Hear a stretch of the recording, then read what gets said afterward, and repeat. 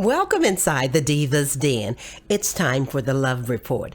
And today, the Love Report is a little different.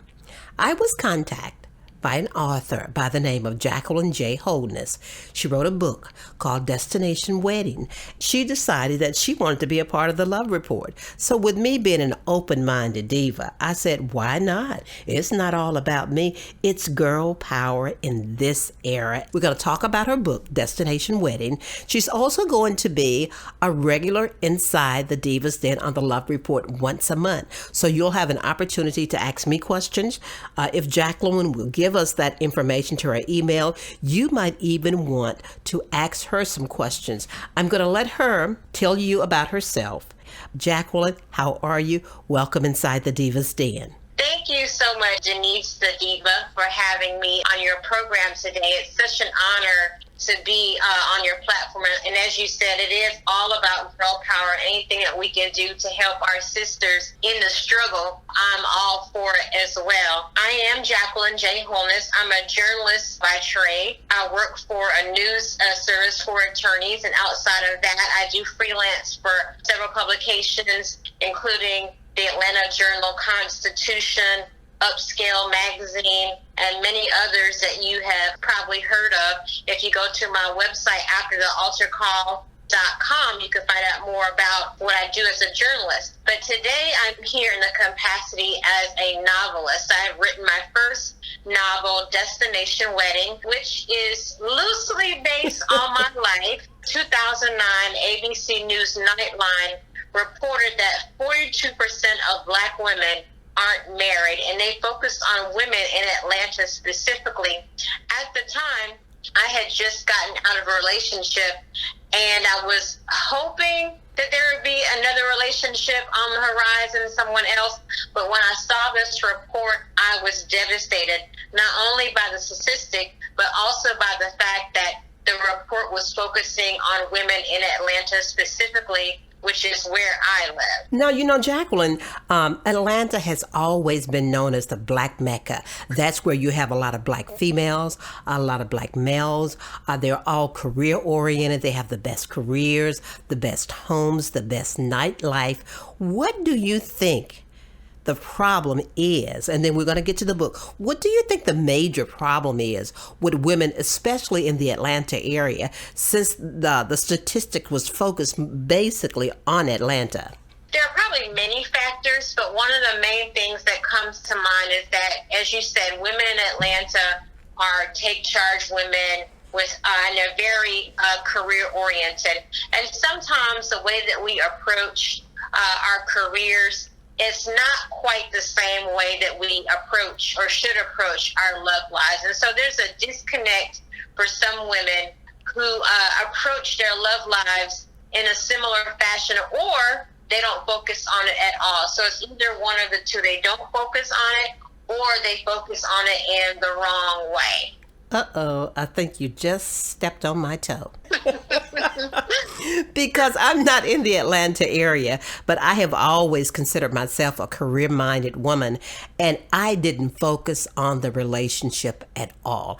I was all about my career and making my place in the career world. Now, with that being said, tell us about the three ladies that are in the book. Okay. Well, these characters are very dear to my heart. You have Jarena. She's a hip-hop publicist.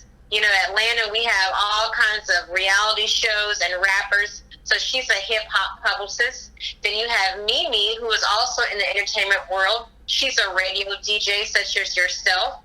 And then you have Sonalda, who works in banking. And each of these three women are boss babes, I guess you could call them, in their respective careers. I think we can break these three ladies down without giving too much of the book away. And just from what I read on the back of the leaflet and what I read in the book of some of the characters, the bank executive, business 9 to 5, and then a boss in the bedroom still wants to be the one that takes charge. And that, quality about her, it works in the boardroom, but not so much in the bedroom. And then you have Jarena, who is, a saved, sanctified Christian. We have so many mega churches here in Atlanta, but what people did not realize about her is that she is also very much into married men. So how are you going to be in church on the one hand and also dating married men on the other hand?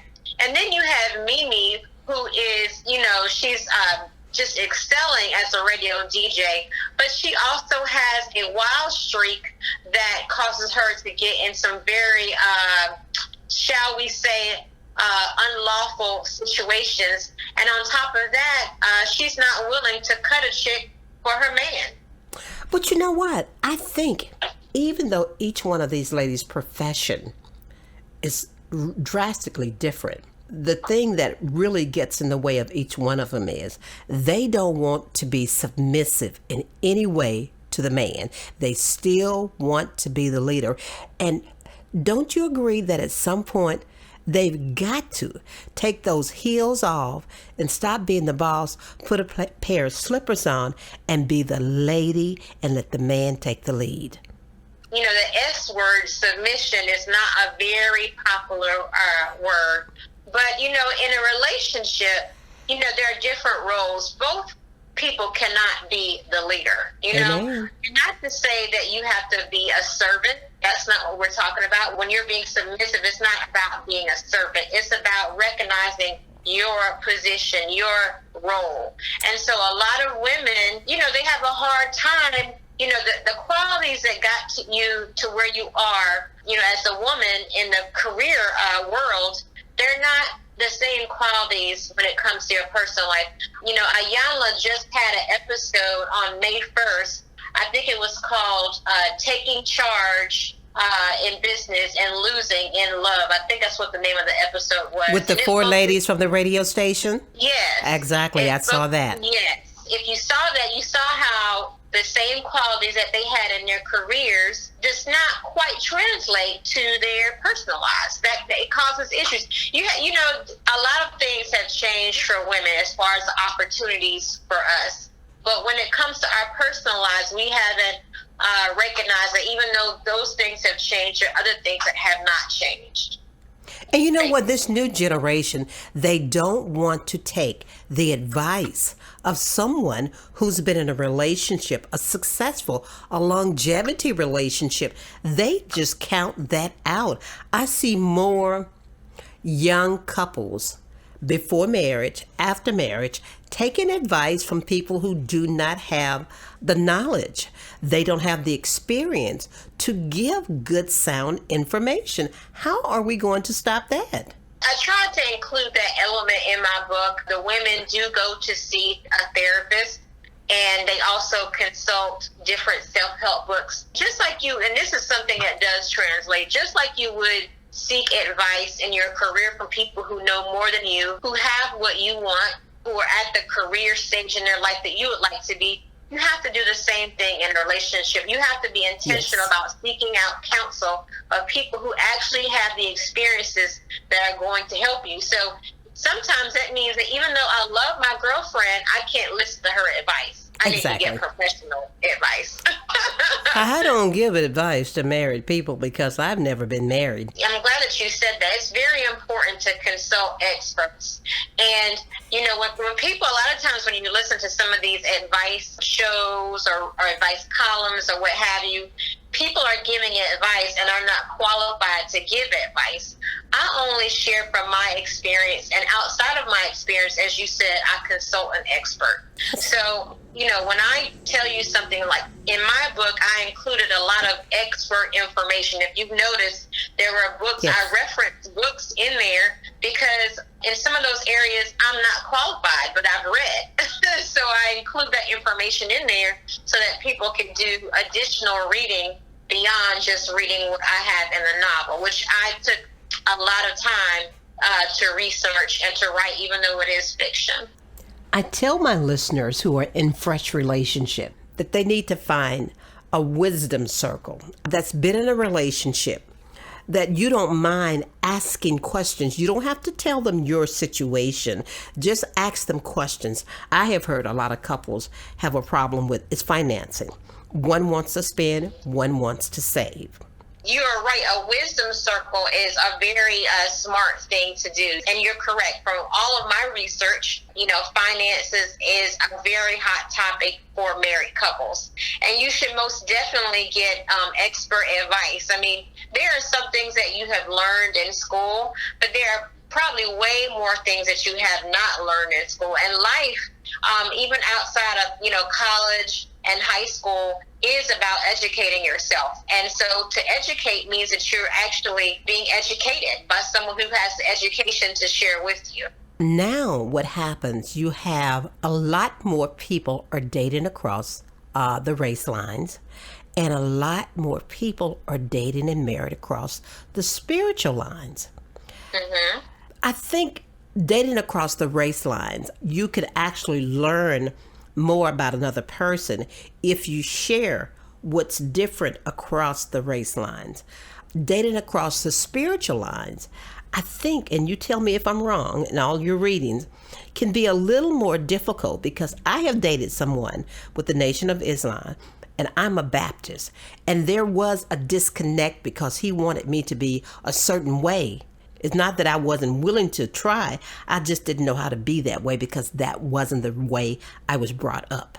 Yes. When it comes to race, dating someone of a different race, that can, to me, from the situations that I have seen and what I have read, as long as both people are willing to learn from each other and to incorporate different things that they may not have, have grown up with, such as certain foods or hair care practices, how we like to sleep with our bonnet at night, and, Right. maybe a white man wouldn't know anything about that. But as long as, they're willing to learn about each other and, be flexible, I think that can work.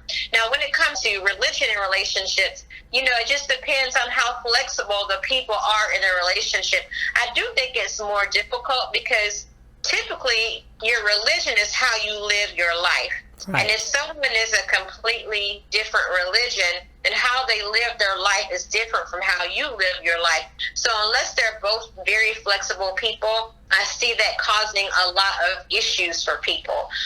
One person may not want to go to church, and then another person may want to go to a temple or whatever. And it's just, it can be very troublesome. It's not that I don't think it can work at all, but it's one of those things where you wonder to yourself, you want to try to have as much in common as possible. And so the things that you don't have in common, you have to evaluate, is it worth the trouble, Yeah, I do. The thing about being in relationships that, don't necessarily lead to marriage or a long-term relationship, you learn about yourself. You learn what I can deal with, what I enjoy, what I don't enjoy, what is necessary for me. So, I don't really see relationships as failures. I just see it as a learning opportunity. And I thank you for that, because somebody just heard you say that, and it made them feel okay about a bad relationship. Something that Iyanla said with those ladies that just stuck in my mind. She said, show the other person who you really are so they won't fall in love with who you aren't. I think that is so key. One thing about me is when I first started dating and wanting to get married, which are two different things. Sometimes you just date to date and sometimes you're dating to get married. When I started dating to get married, I chose very kind of take charge kind of men, which I appreciate those men, but I'm that way too. One guy, he just told me, he said, we're just too much alike. He said, you know what, he said, I really don't want to deal with that at home. We argue the same way. We're too much alike. And I tried to not show that I was a take charge type person. But I said, you know what? I'm going to make sure that people see that about me. It just so happens that my husband likes take charge type women. However, when it comes to our personal relationship, somebody has to be in charge. And he is. I mean, he is when it comes to certain things, let's put it like that, because he's not the boss of me. But when it comes to certain things, and I'll give you an example, he likes to take charge of our cars, right? Right. So, we've had this gas thing going on, and I knew that I had to get up early and get out, and I had no gas in my car. And I told him about it, and he, works a night shift. He got home. It was about midnight. He said, well, I'm going to go back out there and get you some gas. Am I going to say, oh, no, let me go get it? No. By no means. I'm going to say, you go ahead and get it, and I appreciate that. So that's what I'm saying. You let him be in that male role. So to every female that's listening to the sound of my voice and to Jacqueline's voice, tune in, because once every month I'm going to have Jacqueline on the show. If there are questions you want to ask me, to ask Jacqueline, you all know how to get in touch with me. Diva1116@gmail.com. Now, Jacqueline, go ahead and give them that email address. Jacqueline, JACQUELINE @afterthealtarcall.com. And let me just add, the website is afterthealtarcall.com. There's two ways to spell altar, so make sure you spell it ALTAR. This will not be the last time that we talk, but what I want you to do before we end this conversation, I want you to tell them how they can get your book. Of course, you can go to Amazon. Right now, I'm reworking my listing there. If you don't see the ebook there, go to barnesandnoble.com. You can get it there. You can also go to walmart.com and get the ebook there, as well as the print book. And just Google it. Various independent bookstores have it. If you're in Atlanta, go to Madu Bookstore or go to Nubian Bookstore. You can get the print book at one of the stores there. Thank you so very much. I'm so glad that you're receptive to me contacting you about this. This is one of my favorite topics, and so I'm looking forward to getting more into this. I really appreciate the time that you've spoken with me today. So with that being said, thank you again, Jacqueline. Thank you, Denise.